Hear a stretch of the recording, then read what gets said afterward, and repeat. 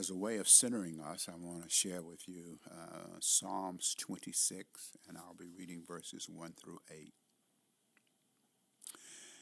Vindicate me, O Lord, for I walk in my integrity, and I have trusted in the Lord without wavering.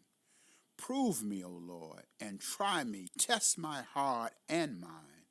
For your steadfast love is before my eyes, and I walk in the faithfulness to you. I do not sit with the worthless, nor do I consult with hypocrites. I hate the company of evildoers, and will not sit with the wicked. I wash my hands in innocence, and go around your altar, O Lord, singing aloud a song of thanksgiving, and telling of all of your wondrous deeds. O Lord, I love the house in which you dwell, and the place where your glory abides. Hi, welcome to Hobson UMC on YouTube. I am VHD Jr. I am the pastor here at Hobson, and I am in for my weekly conversation with my son Trey as he helps me to move from a time of study and reflecting and meditating over the scripture and helping me to transition in time so that I can work on the message for this weekend. He helps give me some context of what's going on in the life of the congregation, what's going on in our lives, because certainly want the sermon and the message to be relevant to us as a community. And so this is a way of helping me do this. We started it back when we were not able to come together as a community of faith because of COVID, and we have continued it because it has proven beneficial to me. It challenges me to look at the word a little differently, and to not be just setting, okay, I've read that, I've done that, let's do it again kind of mode. So I truly appreciate this. And it also gives me an opportunity to connect with you. More than likely, you would not be one of those who would be here on a Sunday morning, but yet you tune in, you listen, and in particular means a great deal when you send me a message and said that something we said may have been of comfort to you, or something that challenged you to look at the Word a little differently. But regardless of which one, we truly appreciate, because we know that there are so many options that are out there, that for you just to spend some time with us means a great deal. Well, whenever we gather at Hobson, one of the things that we pride ourselves on is taking time for prayer. We believe it is the power of prayer that has kept us together as a community of faith, and it strengthens us and it enables us to be supportive of one another. And so we unashamedly take our time when it comes to prayer time. We'll request that we cut back on a lot of things, but we never cut back on the prayers that we offer up. And particular, one of the things that we like to celebrate are birthdays. Birthdays with those who are part of the congregation, the extended congregation, and relatives that are associated with us, because it lets us know that God is still blessing and giving us opportunities, and so we like to celebrate. And this week, our birthday celebrations. I know that the first person I want to lift up, won't be with us because she is at home celebrating. Will be celebrating her birthday with her family and with her great granddaughter. But I want to send birthday shout outs to Pam Hicks, Tanja Egan, also Dr. Phyllis Hildreth, Kevin Bard, Michael Whitman, Rosina Freeman, Rod Jeffries, Dr. Keisha Ray, Delbert Vaughn, Angel Stansberry, Sheila Kendricks, Kathleen Murphy, dear friend Connie Williams, Stan Weber, friend of mine and Trey, Joe Tribble, Regina Edmondson Wilson, Keisha Rainey, Linda Miles, fraternity brother Christopher Reed, and praying also that he's safe. He's down there in Florida and with the hurricane going through, so also praying for him. Terry Rayford, Amanda McFarland, Cindy C.S., Francis Riley, Patricia Streeter Jackson, Joe Goldthreif, Charlotte Greer, Vera Mays, David Spencer, Peter Ferguson, Bill Evans, and cousin Cheryl Lockett, Reverend Rita Joelle Stevens, and Samantha Venasino. Haven't seen Sam in a while, but sending out birthday shout-outs to her. As we move into this week, and in particular on Sunday, I ask that you be in prayer for Lisa Borkins. Sunday is the anniversary of her mother's death, Dolores. And so we always try to remember those loved ones and remember each other in the times so that we are in prayer. I ask for prayer for another friend and I guess a colleague in ministry, Bruce Myers, who heads up lay ministry for the Red River District, but he's having surgery this week, and just praying that the surgery goes well and provide him with strength that he needs. And as I say, we have a lot of people of whom are traveling, and we're just praying for traveling mercies for all of those. It's a long weekend. It's a Labor Day weekend, and I know that John and Stacy, we lifted them up last week, but they'll be traveling and celebrating 28 years, and so we ask for prayers for them. And we pray for those in Florida and Georgia and South Carolina. Was talking with Doug Walker, who comes out of Hobson, but a pastor down in Tampa, Florida, and checked in with him today. And so we just pray. It will be a while. We're already praying for those in Hawaii and what the fires did, but this time it was the water, and so keep them in your prayers. If you have special prayers that you want us to pray for, please send them to us. Let me know so that we can be in prayer for you, because we certainly want you to be in prayer for us. Our reading this week, as we continue in year A in the book of Matthew, but this week we're in the 16th chapter, and we'll be sharing with you verses 21 through 28. From that time on, Jesus began to show his disciples that he must go to Jerusalem and undergo great suffering at the hands of the elders and the chief priests and scribes, and be killed, and on the third day be raised.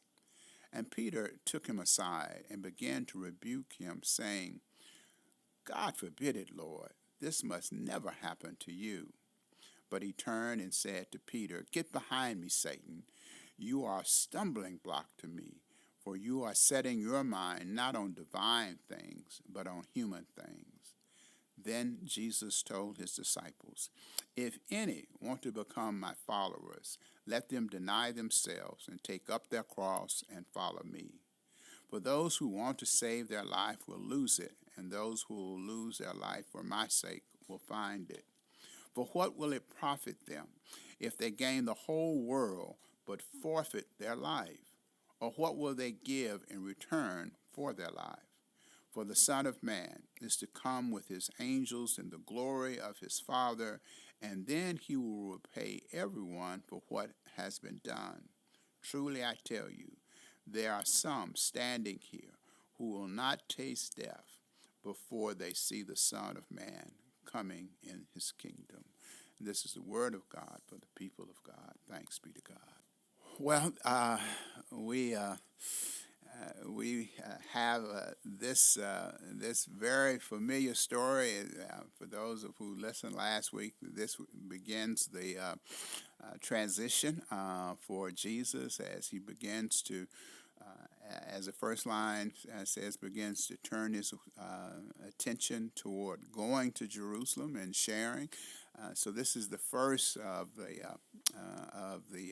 passion predictions that he is sharing with his disciples, and is moving away. Matthew writes in really in three sections. He has the section of letting us know of Jesus' teaching, and then the preaching and the healing and the sharing of parables. But now Jesus is not talking in parable. He is talking and telling them straight up how things are and how things will be. We remember on last week he had asked his disciples, "Who do you say that I am?" And Peter, of course, had said, "You are the Son of God. You are the Messiah." And now we find on this week, after having shared all of that information with them, Jesus is beginning to instruct them and beginning to position them to understand what it means to be a follower, and what it's going to require of them to be the leaders of the church. This is probably I know that the lectionary cycle did not take into consideration, but this is, as I mentioned earlier, this is a long weekend. It's Labor Day weekend, and so most of the people will be away. They'll be traveling and getting in the last vacation of the summer. And if there is a Sunday to miss, this is one, because Jesus is really giving some tough stuff for us to say, and really is challenging us that.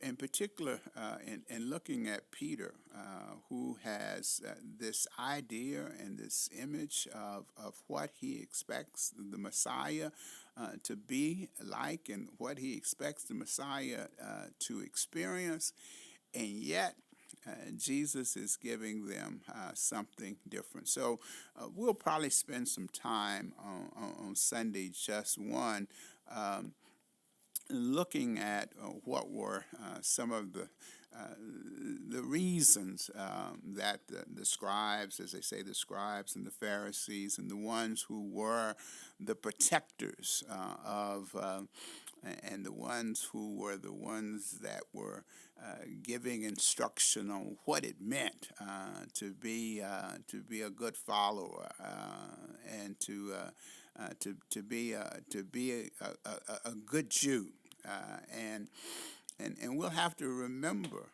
that these were an occupied people, that they were an oppressed people, that they were looking for a way to be able to come from under the oppression of the Roman government. And you would think that they would look to their leaders, but Jesus found that they that many of the leaders had been compromised and had aligned themselves with the Roman government, and were offering up interpretations that just further kept them in the midst of oppression.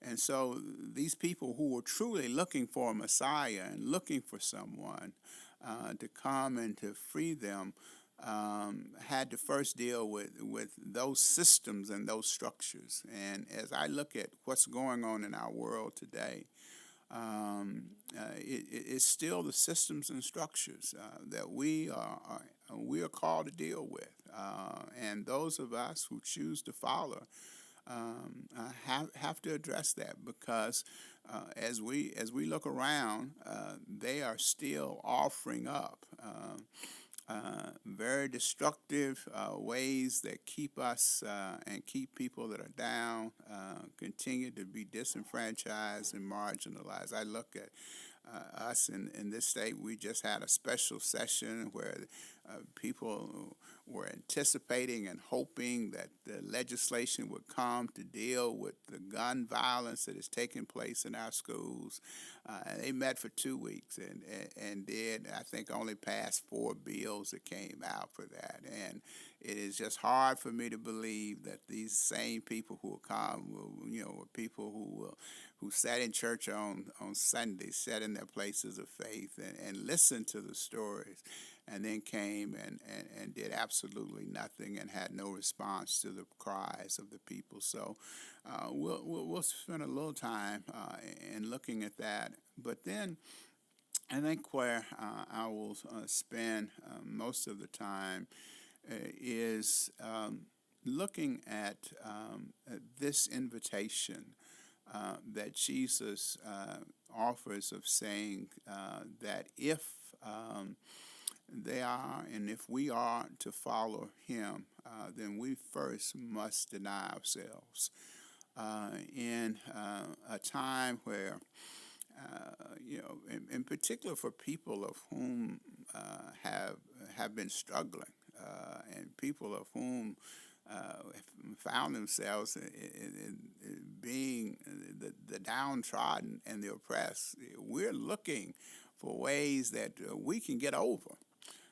But Jesus is saying that our first priority is not ourselves, but the first priority is the community and how it is that we build up the community so that all of us are taken care of, so that there is justice for all of us, not just some of us, and so that's a challenge, and it's a challenging word to hear, both for those of whom find themselves in power, of saying you've got to relinquish some of your power to be able to help others, and for those of whom are seeking to have the tables turned, then to say that's not the objective.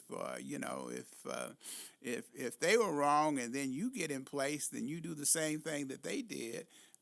Then you're just as wrong as they are. And so how it is as a community, and in particular how it is for us here at Hobson, that we can be about denying ourselves and taking up our cross. A lot of times we think of the taking up the cross as being, something because, the cross was the sign, certainly the sign of death and the power of the empire to end one's life. And we generally think of picking up cross as being destructive. But sometimes the crosses that we're asked to pick up can be that of affirming somebody that we would normally pay disregards to. That is the reaching out. That it is in saying, how is it that I don't look at my needs, but look at the needs and look at how I can meet the needs of those in the community. We certainly try to do that through our prayer ministry and our prayer time here. And I think that that's what Jesus is inviting them and inviting the disciples to do as they're moving toward this place. They wanted to go and celebrate, being victorious and coming into power. And Jesus is talking about that he is going in and will be killed. It will be and will be betrayed by people, and yet at the same time is saying to people, yeah, you want to follow me. I just want you to know it's not going to be as easy as you expect it to be, but you do it because in the process you will ultimately gain your own life. So it'll be a quick one on Sunday because I'm sure everybody will be anxious for those few who do show up. to get to their celebrations. We'll see how it goes. We'll see how it goes. Well, Mr. Dixon, how has your day been? My day's been my day's been pretty good. No complaints over here. Had a few meetings to go to today, and Yeah, I was able to get out of that pretty quick. Okay. They went by a little quicker than I anticipated, but Well, that's a good thing. yeah, That's a good thing. that's a good thing. That's a good thing. What about you? How was your day? Had a good day. Of course, after I dropped off Mason, got to go by IMF and listen to some of the candidates that are running for council at large, and to hear them and hear their positions, and so that was interesting. I knew some of them and had heard all of them at some point in time before, on television and some other things. But it was good seeing them in that environment, and seeing how the particular issues that they lifted up, thinking how it might resonate with the crowd that they were speaking to. So that was a good time. And then, of course, then left and went back, and Mr. Mason and I hung out, and as he got one of his favorite. He got him a blue snow cone. It's not really a snow cone, folks. It's a raspberry freeze from McDonald's, but he says it's a snow cone. And so when he says, "Grandpa, I want a snow cone," I know what he's talking about. So it was been a good day. What I wanted to ask you, and this is just a little bit to also kind of help with the message for this Sunday. And I was thinking about, I don't, the only thing that I remember you ever seeking to like be a leader was your desire to be a drum major at Whites Creek, and the fact that it ended up being you and Stephen and Daniel. I really did admire the way the three of you all worked together, and how you all led the band. But other than that, I mean, I don't, have never, heard you talk about, being. I know via work that you have some leadership responsibilities, but those are kind of sign kind of things. But just where you went to seek to be a leader of something. So that, but yet I know that you're a part of a lot of different groups that and been in a lot of different places, and so. That means that for much of the time, you're not the leader, but you are a follower. And so when you are deciding on who to follow, what's more what's more important to you? Is it the relationship that you have with the individual, or is it the principles or goals that the individual is striving, or saying that they are putting forth? Well, I mean, that's a good question. I mean, Thanks. yeah, I consider myself to be a leader in multiple facets of, my friends, and when I was in college, the fraternity, and just considering myself to be in that light. I would say that I am a leader, but to Okay. answer your question, I think it's the track record, and what they have done, or who they are as a leader, right? That you don't you don't follow somebody that doesn't have a good track record of leading people. So it would be, what they have shown um, by their leadership style. That is something that I would kind of pattern following them. Like, how do they lead? What have they accomplished as a leader? Um, by making that choice is to say, I'm going to follow that person. Well, okay, that's interesting, but wasn't what I thought you were going to end up. Okay. Uh, well, Where because did you? no, I'll ask then this as a follow up. All When you right. say I I would look at their track record, Right. and if they have a track record of being successful, Right. Right. then that would be a person. But what if they are successful at doing bad stuff? I Wait. mean, one might say that uh, that there is a certain political party that is in leadership in our state, and they certainly are very successful in getting all of the stuff they want passed. And Sure. so they Sure. come in and all of the bills are the thing. But I would venture to say that most of the people would probably say, and even people who may have voted for them and put them in because of they represented the party would say they're doing things against our wishes. And I'll use, you know, the majority of the people in this country would want to see some form, some time frame for abortions, not just completely do away with it. And they can debate whether how many weeks, but and what would be um, um, um, the reasons and why.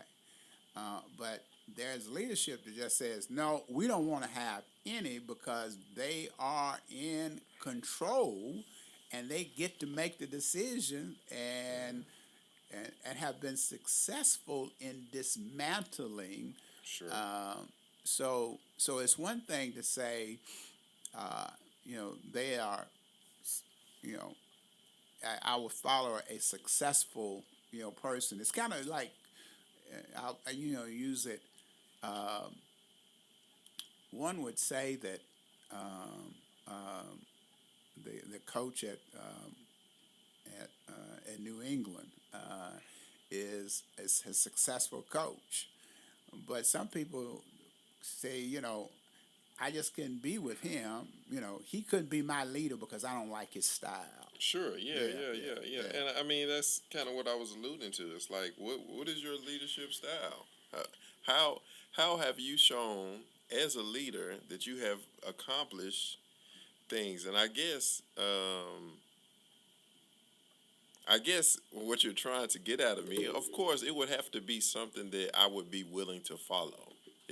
Success wouldn't be the primary deciding factor of that. But you know, what did you do, or how do you act in terms of that success? Right? What things have you done as a leader to be successful? Because I've been watching this show on Netflix, Suits, where the guy is successful, but he does some shady stuff. He bends the rules in order to get and to have that success. Now, I don't want to say that I'm, you know, always on the straight and narrow. That I haven't been on the side of bending rules. But to follow someone that is kind of below that margin, it's like I don't know if I could willingly go a part of some of that stuff. So yeah, I mean, it would a lot of things go into it. I'm trying to think of somebody that I have selected to follow. That it wasn't a kind of a fraternity kind of thing, or that wasn't a work type of thing that I made the decision to follow them. Besides the Philadelphia Eagles, but that was a kind of a fandom kind of thing, and it's not in the realm of what you're actually asking. So, Well, I'm just looking and just inviting you to put yourself as one of these 12. right, I mean, yeah. Jesus is saying, "All right, you say you want to follow me, but here's how we've got to do things." Right, yeah. And they are, thinking to themselves, "Wait a minute, there certainly has to be an easier way Right, for us yeah, to be able to do this and accomplish, and it's going to be hard for us to get some people on board with you talking like, no, the folk that we want to get rid of are going to get rid of me instead." Right, So, yeah. but because of the relationship, now all of them, at some point, in the story, and even Peter, ultimately denies, knowing Jesus when he's asked 3 times, before the crucifixion. But they do hang in there, and I think that as much as having a right vision, it was also that for some of them, this is my guy. Yeah, right, And and that's what Peter's kind of saying. This is my, I mean, Thomas, of whom we say later was the doubting Thomas, of which I don't believe that. I believe Thomas doubted them, not Jesus, but because Thomas said, "Hey, look, you talking crazy, and we're gonna die. Well, dog, we're gonna go with you, and we're gonna die with you too." Because it was that kind of a relationship. Yeah. And I don't know. If I was in that position and somebody started talking crazy, it reminds me of, I don't know if you've seen The Barbershop.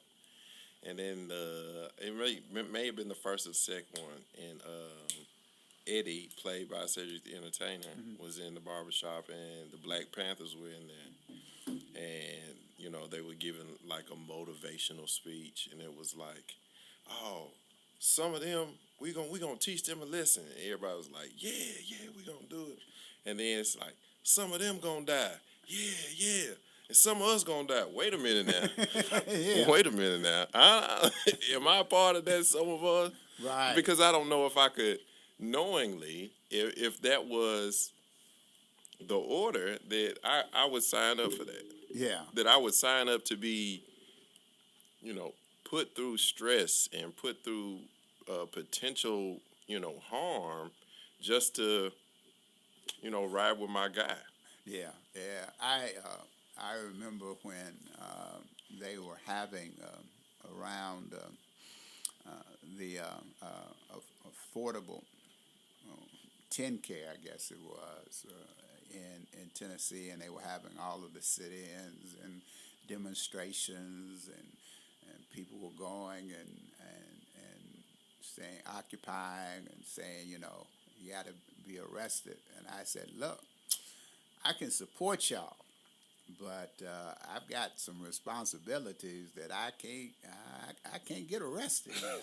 I've just got to measure my responsibilities on the other side, and so just because I'm not willing to get arrested doesn't mean that I'm not committed to what it is and how I can be able to do it. I think that with any cause, that there are degrees, and a part of, and that's one of the things, I just appreciate about the Jesus story is that Jesus has said, this is how it is. Now, it's your choice. And Jesus, in this particular case, he tells Peter, he says, get behind me, and calls him Satan. I mean, just before that, he said, hey, yeah, you got it right. But he didn't pull any punches, and so it's not like you can come in.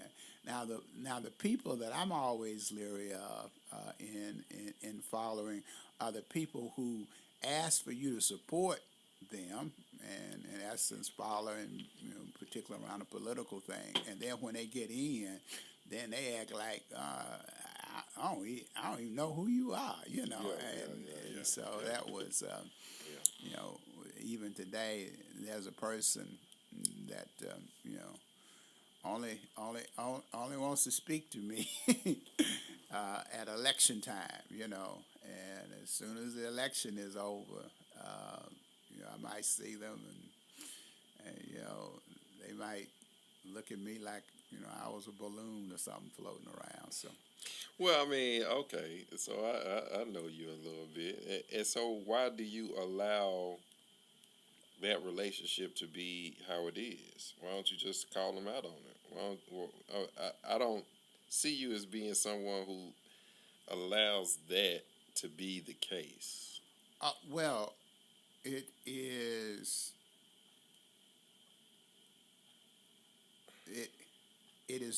There is not a relationship. Oh, okay. It's not a relationship.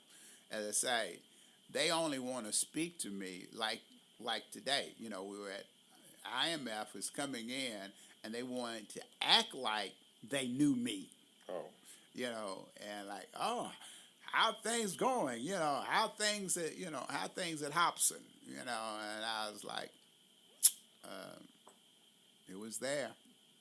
It was there Sunday, going back, and everybody that's a member there, and this person was not a member there, but heard everybody asking where was my partner, and I know, and I know who they were talking about because they were asking, where's Mason? That's my partner, and so he says, oh, where's your partner?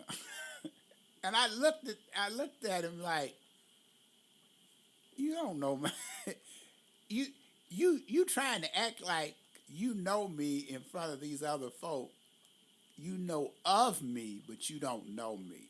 And so I said, I'm alone. So I don't really engage them, but at the same time, 2 weeks from now, if comes to the meeting, he probably wouldn't even speak. Right. Yeah. So it's that kind of situation. Yeah. No, I'm not.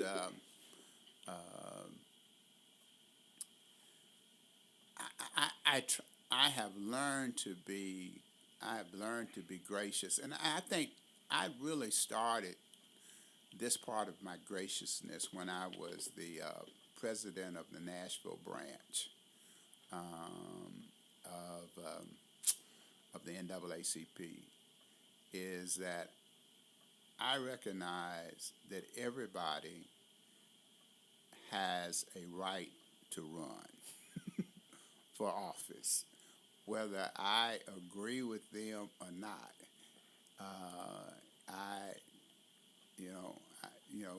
Some people will say, how in the world they run? How did they, because I am sure people said that about me as I ran for various things. The question is whether or not you can get enough people to be able to support you. But just because I don't support you doesn't mean I'm going to say to you, you shouldn't run because I disagree with you.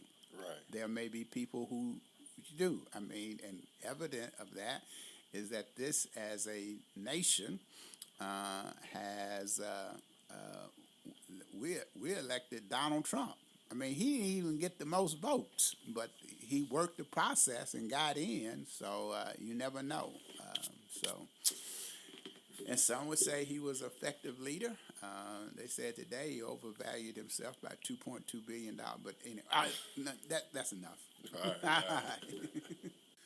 Well, I want to thank you once again for spending some time with us, and I do and will be in prayer and hope that you have a safe holiday weekend on a very long weekend, and I know that for some it will be a very challenging time because of the kind of devastation that has been taking place, the violence that is going on, and we didn't even talk about the shooting that took place in Jacksonville, where initially a shooter went to HBCU and uh, was unable to do that, but ultimately went to a Dollar General store. Didn't talk about some of those things, but uh, you know. Yeah, it's a lot going on in the world, but it is my hope and my prayer that in the midst of that, you will be safe and you will be able to enjoy time with family and friends, and find ways in the midst of all this going on to be able to deny oneself. And to be able to help those that you are in community with. So, thank you, and keep us in prayer.